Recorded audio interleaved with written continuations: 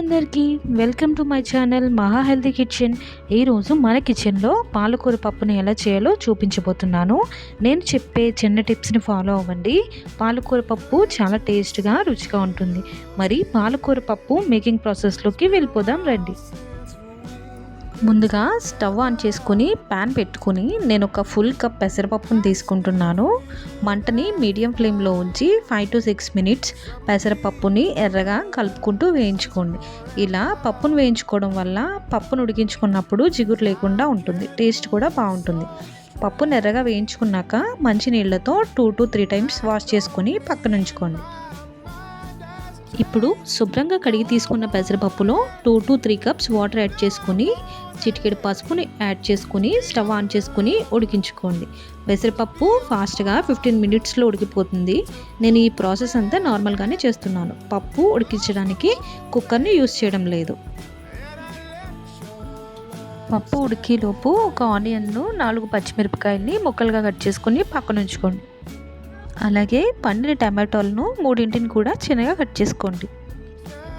అలాగే 10-15 వెల్లుల్లి, కరివేపాకు, ఎండుమిర్చి, ఆవాలు, జీలకర్రను రెడీగా పక్కన పెట్టుకున్నాను.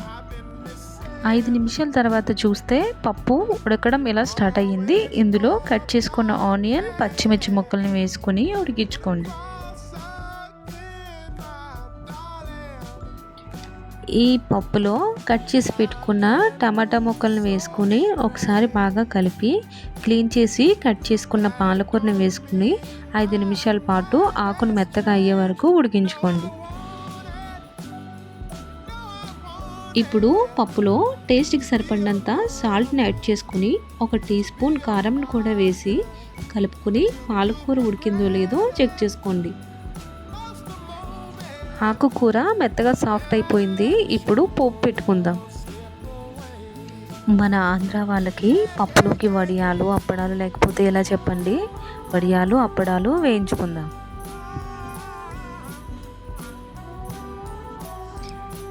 ఇప్పుడు ప్యాన్లో వెల్లుల్లి, ఆవాలు, జీలకర్ర, ఎండుమిరపకాయలు, కరివేపాకు వేసుకొని వాటిని ఎర్రగా ఫ్రై చేసుకొని పప్పులో వేసేసుకుందాం. అంతేనండి, సింపుల్ అండ్ టేస్టీతో ఆంధ్ర స్టైల్ పాలకూర పప్పు రెడీ. దీన్ని వేడి వేడి అన్నంతో సర్వ్ చేసుకుంటే అద్భుతంగా ఉంటుంది. ఈ వీడియో కనుక మీకు నచ్చినట్లయితే ఒకసారి ట్రై చేసేయండి. మరి వీడియో నచ్చితే లైక్ చేసి కామెంట్ చేయండి. Please subscribe for more videos. Thanks for watching.